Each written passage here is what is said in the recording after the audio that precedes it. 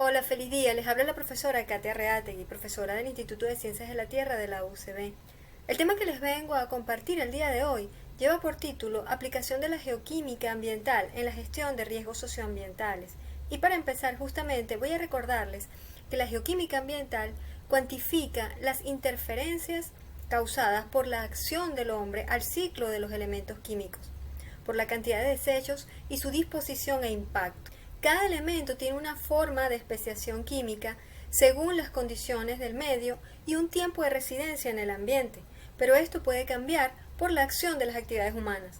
La explotación de minerales metálicos y no metálicos afecta tanto al suelo, aire, agua, aguas superficiales y aguas subterráneas. Es por ello que la geoquímica ambiental se encarga de evaluar la estabilidad de estas zonas de riesgo a exposición de contaminantes y busca, con el entendimiento del comportamiento elemental, darle soluciones al posible impacto que puede ocasionar. La mayor exposición a la contaminación incrementa hacia los receptores ecológicos, biota y receptores humanos, según el uso de la tierra y las actividades que en ésta se den. Es por ello que los organismos ambientales internacionales y nacionales deben establecer valores de concentración de los parámetros geoquímicos que permitan asegurar el bienestar de las personas y usuarios del suelo y el ambiente según la actividad. Por ejemplo, para el suelo existen 4 clasificaciones, según su uso: agrícola, residencial, comercial e industrial. De estas, la industrial es la que debería presentar menor riesgo de exposición a la salud, ya que se considera que el acceso a estas zonas es restringido y el personal toma las medidas adecuadas para evitar contaminación. El uso del suelo industrial no es de acceso a receptores humanos como fuente de alimentación, por ejemplo, por lo que los valores permitidos de concentración de parámetros geoquímicos ambientales son mayores que, por ejemplo, para el suelo agrícola, donde sí se manejan valores más pequeños que se sabe no afectan la salud o resulten tóxicos a los receptores humanos y ecológicos como especies de animales y flora.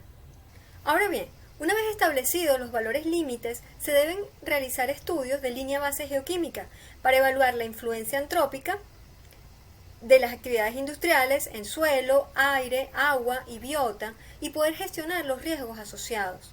Estos estudios geoquímicos permiten conocer cuál era la concentración natural de un elemento o compuesto en la zona antes de las labores de explotación.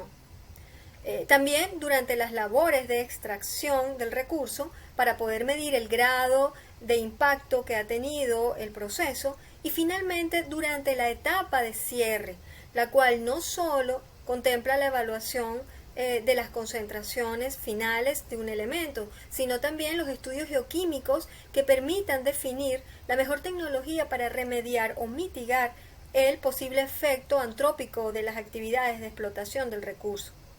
A continuación, vamos a hablar un poco de cada una de estas actividades industriales. Existen distintos tipos de minería, según las características geológicas del yacimiento. Está la minería en rocas de menas de sulfuros, que produce drenajes de ácidos de minas, la minería en depósitos de placer o aluvionales, las minas de carbón, las minas de aluminio, entre algunas que podemos nombrar. De las minas de sulfuros, actualmente se extrae cobre, oro, plata, zinc. Estas minas producen un drenaje altamente ácido por la oxidación de los sulfuros al ser expuestos al oxígeno y al estar en contacto con el medio exógeno. Por lo que la oxidación de sulfuros produce protones que disminuyen el pH y por lo tanto metales en solución. Y aunque esto es un proceso natural, se acentúa con las labores mineras. Adicionalmente, todos los procesos de extracción emplean agua para controlar el polvillo y esto agudiza mucho más la oxidación, por lo que los desechos mineros como relaves y desmonte son una de las principales fuentes de exposición a metales tóxicos como plomo, mercurio, cadmio asociados a estas menas. En los estudios de evaluación de riesgos, los parámetros geoquímicos permiten determinar si un desecho representa una situación peligrosa durante su almacenamiento en la mina y antes de su disposición final. Asimismo, los parámetros geoquímicos permiten gestionar los desechos de la mina. Por ejemplo, los estudios estáticos, como el conteo ácido-base ABA, la determinación de generación de acidez neta o NAG, el ensayo de lixiviación a corto plazo o SPLP, clasifican a los desechos por su grado de toxicidad o peligrosidad. Y de esta manera se pueden conocer si un desecho, bien sea sólido o un lodo, es generador de acidez o, por el contrario, posee minerales tipo carbonatos que neutralizan ese efecto. Y también con estudios cinéticos como celdas de humedad es posible evaluar en función del tiempo, el cual puede ser semanas o años, la respuesta a la intemperie de ese desecho.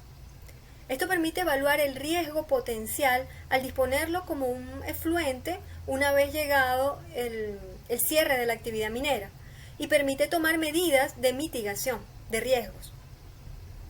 Otros ejemplos son las minas de carbón. Estas pueden también presentar drenajes ácidos por la presencia de pirita, formada durante los procesos diagenéticos de formación del carbón. Y estos drenajes se observan durante el uso de agua para el control del polvillo y cuando llueve en los tajos abiertos, pudiendo percolar hacia flujos de agua subterráneas o drenajes principales. Y adicionalmente, estos drenajes ácidos llevan consigo una gran cantidad de elementos disueltos y además compuestos orgánicos altamente cancerígenas, como el grupo de los hidrocarburos aromáticos policíclicos o HAP. Otro problema grave es el polvillo que se produce durante las explosiones y el transporte. Este polvillo muy fino viaja a largas distancias y se deposita en los cursos de agua y en las zonas agrícolas, por lo que estas zonas se deben monitorear frecuentemente los niveles de concentración de estos metales y compuestos orgánicos. Adicionalmente, y lo más grave, son las partículas más pequeñas de tamaño PM2.5. Justamente en ellas se encuentra un gran contenido de metales y de HAP y son fácilmente respirables, pudiendo penetrar en los bronquios y desplazarse hasta los alvéolos pulmonares, donde pueden producir cáncer. Es por ello que el control atmosférico en zonas aledañas a las minas de carbón es fundamental. Otro tipo de minería es la minería del oro. La minería artesanal del oro y en pequeña escala es la mayor fuente de liberación intencional de mercurio del mundo. El mercurio es usado para separar el mineral del metal. Las cantidades de mercurio empleado van a depender de si se amalgama todo el mineral o se concentran los minerales pesados por uso de bateas y empleando así menos cantidad de mercurio.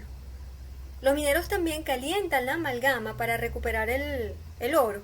La amalgama se coloca en una pala o en un caso de metal y se quema directamente sobre el fuego a cielo abierto. Cuando esto se hace sin usar una retorta o un cuenco u otro recipiente que se coloque invertido sobre la amalgama mientras esta se está quemando, en el cual el vapor de mercurio pueda condensarse o quedar atrapado, pues los vapores de mercurio se escapan al aire y son inhalados por los mineros, por las familias y demás personas que se encuentren cerca. Adicionalmente, el vapor de mercurio puede también recorrer grandes distancias en la atmósfera y de esta forma se deposita en las aguas y es absorbido finalmente por bacterias y en los medios acuáticos se bioacumula también en la cadena alimentaria y es la fuente principal de mercurio en nuestros alimentos. Es así como los análisis geoquímicos se basan en el análisis de este metal, principalmente, y se debe caracterizar los ríos aguas abajo de la zona donde ocurre la explotación. Se deben también determinar las zonas en las que los peces tienen bajos niveles de mercurio para poder ser consumidos y evaluar este metal en el aire, por ser altamente volátil. Por otra parte, están los riesgos asociados a los sitios de exploración de hidrocarburos. Estos involucran posibles derrames de crudo, explosiones de material volátil y emisiones de gases tóxicos. Ahora bien, cuando el crudo es vertido en el medio acuoso, inicia un proceso de envejecimiento y dispersión. Las fracciones más volátiles pasarán a la fase gaseosa, tales como los BETEX, y las más pesadas se dispersan en la columna de agua y otras van al fondo. Dependiendo de las características del medio marino, o si es de agua dulce, los procesos bioquímicos y geoquímicos sobre el crudo serán distintos. Veamos a continuación algunos de estos procesos. Los procesos de explotación costa afuera deben seguir estudios geoquímicos de caracterización de sedimentos y agua, tanto de metales como de parámetros orgánicos. Entre estos, materia orgánica total, carbono orgánico total, hidrocarburos totales de petróleo, hidrocarburos aromáticos policíclicos, BTEX, biomarcadores geoquímicos, que permitan evaluar fuente de crudo o de la contaminación, metales como plomo, arsénico, cadmio, mercurio, según los estatutos ambientales nacionales para sedimentos y aguas marinas. Asimismo, se evalúa el aire, sobre todo hidrocarburos en la fase gaseosa, hidrocarburos totales y poliaromáticos, y partículas menores a PM10 y a PM2.5. Esta información va a permitir determinar varias cosas. Primero, si las actividades de explotación han tenido un efecto de alteración de la línea base ambiental en la zona. Luego también permite poder asociar los restos de crudo presente con las actividades recientes o restos de otros derrames o episodios, sobre todo por el hecho de asumir responsabilidades en ciertos casos. Y vuelvo a mencionar que es importante conocer la línea base geoquímica, la concentración inicial de estas zonas o zonas cercanas que no hayan tenido impacto por la explotación, ya que muchos contaminantes también provienen del continente, asimismo por depositación atmosférica. Recordemos que el océano es el principal depósito de todo lo que sale del continente. Por lo tanto, la línea base incluye la determinación de metales, de pesticidas, de poliaromáticos, nitrógeno, fósforo, entre otros elementos. Todos ellos darán una idea del influjo al que ha sido sometida la zona durante un tiempo y sirve como un punto de comparación con los cambios que se producen por la explotación petrolera. Ahora bien, adicionalmente a las actividades industriales, existen otras actividades antrópicas menores o dispersas que van contaminando los recursos naturales, sobre todo en zonas pobladas y ciudades. A continuación les voy a mostrar algunos de los estudios que hemos realizado. En la actualidad, con la carencia que posee nuestra región capital del servicio de agua, muchos caraqueños han optado por disponer del agua que suministra el Parque Nacional Guariaira Repano, o mejor conocido como el Ávila. Y nosotros desde hace ya tiempo hemos venido estudiando la composición de esta zona. Ya sabíamos por estudios bacteriológicos previos que ciertos puntos de toma de agua no están aptos para el consumo, pero no se habían realizado estudios con respecto a la composición de hidrocarburos. ¿Y de dónde pueden venir estos compuestos? Pues bien, de la combustión incompleta de los vehículos que transitan por la autopista Boyacá o la Cota 1000, de los incendios forestales que todos los años ocurren en el parque. Y pues hemos determinado en estos estudios la presencia de hidrocarburos poliaromáticos en una concentración preocupante en algunos puntos de tomas de muestras de agua. Y no solo en zonas cercanas a la autopista, sino también en zonas mucho más elevadas que pueden servir como línea base al flanco sur del parque. Esto quiere decir que los incendios forestales han dejado un efecto, una huella en la composición de estas aguas. Y muchos de estos hidrocarburos, les recuerdo, son clasificados como tóxicos, mutagénicos y cancerígenas. Son persistentes, se bioacumulan en el organismo y por lo tanto es algo que hay que monitorear y mitigar, sobre todo en las zonas de tomas de agua, ¿okay? Donde la gente por una gran necesidad de este recurso está consumiéndolo y hacia allá estamos orientando actualmente nuestros estudios. Y también la geoquímica ambiental la hemos aplicado en la costa guairense. Un estudio de los sedimentos a lo largo de los 30 kilómetros de costa nos permitió determinar zonas contaminadas según estatutos internacionales y también nos permitió distinguir entre las fuentes de contaminación en zonas recreacionales, ya que a partir de la composición de la fracción de hidrocarburos totales de petróleo extraída de los sedimentos es posible distinguir entre aporte de combustible tipo diésel y aporte de compuestos orgánicos provenientes de aguas residuales o drenajes que llegan directo al mar sin ningún tratamiento. También aplicamos geoquímica ambiental para evaluar el riesgo presente en zonas agrícolas. Recientemente realizamos un estudio de orgánicos en una zona agropecuaria que recibe agua tanto del lago de Valencia como de la laguna de Tai-Wai-Wai.